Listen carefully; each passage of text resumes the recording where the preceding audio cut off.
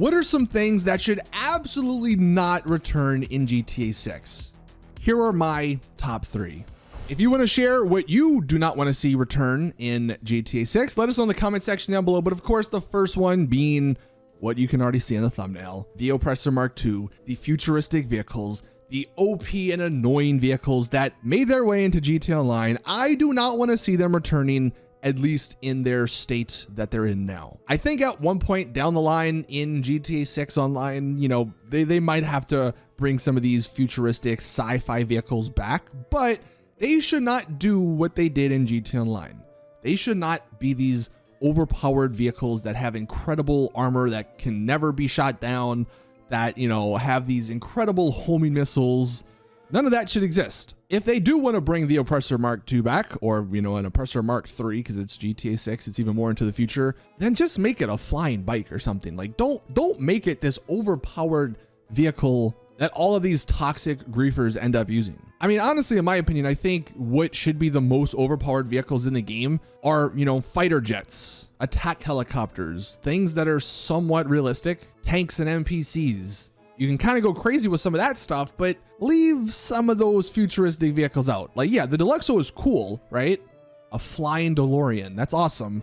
If you're gonna do that, at least make it so where it doesn't have missiles. I know that wasn't that big of a deal in GTA Online, but at least at the start, I really hope that the game is a lot more grounded. I think most people are in agreement with this as well. I know there's some people out there, look, and I use the Oppressor Mark II a lot of the times for grinding and such. It was such a great vehicle, but that's almost a negative thing because then you never use any of the other vehicles, any of the other things in the game. So I just would hope Rockstar have a much better way of implementing things for balance sake in GTA 6. And that is definitely at the top of my list for things that should not return. The second thing that should absolutely not return, those cross-map missions in slow vehicles. It's gonna be even worse in GTA 6 because we already know the map is about 1.5 to 2 times the size of GTA 5's map. Imagine going from like Key West to the northern part of the map in a little U-Haul vehicle, trying to sell some stuff in like 20 minutes. Those missions are not fun. No one likes doing those missions. I'm not a game designer, but there has to be a better way of making cell missions than just to have these slow vehicles and us going around the map. Like when I think of GTA, this is not the gameplay I'm thinking of.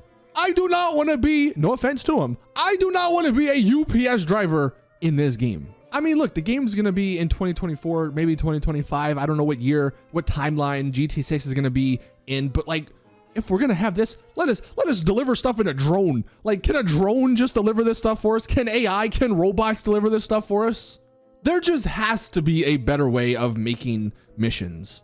So for sure, I do not want to see a freaking post-op van ever again in a mission. And while we're on the topic of like cell missions, I'm just gonna throw it in here. I would hope GTA 6 does not have the AI that is suicidal. I mean, this stuff has to be done on purpose. This stuff had to have been programmed. There's no way you're telling me this isn't scripted. This stuff happens all the time. You could be as careful as you want to be, and out of nowhere, a car just runs into you.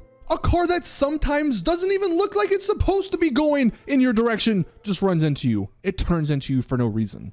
Take that out the game. There has to be a better way of providing obstacles to players than just having AI randomly cut in front of you. So that's the second thing. And then the third one, this is one that I'm sure is going to get some people upset. Take the KD ratio out of the game. Yeah, obviously this one's more for online, not for single player, because I don't think there even is a KD for single player. Also, why would you even want that? Like, who even would be looking at that? But for online, for sure, take the KD ratio out.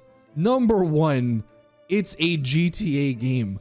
Who cares? Why does it matter? This is not a competitive game. This is not Call of Duty. Who cares what your kill death ratio is in this game? All it does is promote toxicity. And it also just promotes the absolute dumbest gameplay. Instead of actually like fighting with someone, you know, you might have a nice little battle on your hands, or at least that's what you think. Well, it turns out it's just a little KD person and they just kill themselves over and over and over and over and over and over and over again until you get bored, and then they'll come and try and kill you, and then they'll start talking trash. It's like, It's the dumbest thing when you see someone throw a grenade at the ground to kill themselves, because that doesn't count as a death and they don't want you to get the kill. It's just absolutely stupid. Although here's a funny clip where the guy was trying to kill this other person, and because they just are very dumb people, these KD warriors, yeah, he killed himself because apparently he can't see the light pole in front of him. Please just take the KD out the game. There's no reason for it. I believe they took it out in RDR2, so maybe it's a step in the right direction. Maybe they realized it's not a good move. Like, have all the other stats, but just don't have a KD visible, because in reality, there's nothing good that can come of it. And then a little fourth bonus one, just because I wanted to throw it in here. Rockstar was doing a good job of this, you know, in the last couple of updates to GTA Online. But obviously, I think it should be continued into GTA 6. A lot more solo missions. Again, yeah, more for GTA 6 Online and not single player. But I think any sort of mission that has to have another person just shouldn't be in the game. If there's a mission that needs another player, just have an NPC do it. Like, surely we're at the stage in 2024 where we can code an NPC to do what another player can do. A lot of people want to play solo, and you should be able to do that. So obviously, look, this list could be very long, but I think those are my top things that should not return in GTA 6. Let me know your thoughts in the comment section. Do you agree? Do you disagree? What are some things you do not want to see in GTA 6? That is going to do it for today's GTA 6 video. Thank you guys for watching. Please drop the video a like if you did enjoy. Subscribe for more GTA 6 content. And as always, I'll see you guys in the next one.